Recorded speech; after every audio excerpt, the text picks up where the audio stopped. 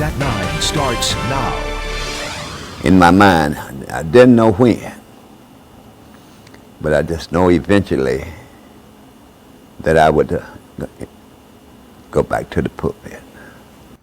Out of the emergency room and back into that pulpit. That's Pastor Clemmie Livingston. He was shot in the head outside his church in South Memphis last month, and now, as you heard him just say, he's headed back to church to lead his congregation. Thanks for joining us tonight. I'm Daryl Green. And I'm Darcy Thomas. Pastor Livingston is set to preach for the first time this weekend since that shooting. FOX13's Jack Bilyeu joins us live at New Zionfield Missionary Baptist Church. Jack, his return comes, of course, just in time for Easter Sunday. Yeah, good evening. You know, 1 month is a real short time to go from fighting for your life at a hospital to preaching on Easter Sunday. Pastor Livingston says there's still a long road to recovery ahead, but now he's feeling well enough to preach, so he's going to do it.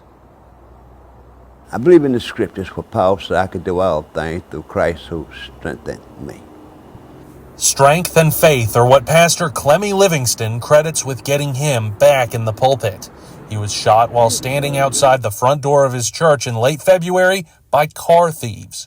In spite of his difficult recovery and life-threatening injuries that left him unable to speak at first, his family told FOX13 from the very beginning he had not yet delivered his last sermon.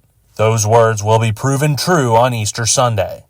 Stood in the pulpit of many Easters in the past, but this is the first time that I have went into the pulpit as a wounded soldier. Well, I'm wounded.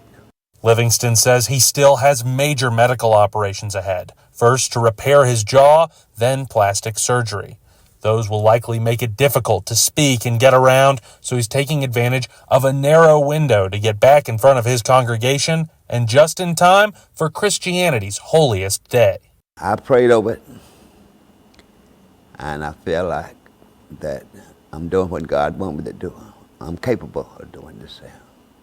He says he sees the injuries to his face every day, and they serve as a constant reminder of how close he came to death. Seeing how far he's come in recovering since that shooting has strengthened his faith. He hopes his presence on Easter Sunday will show his congregation that God is not through with him yet. You really don't know how hard you can pray. And though you've been through a crisis like I've been.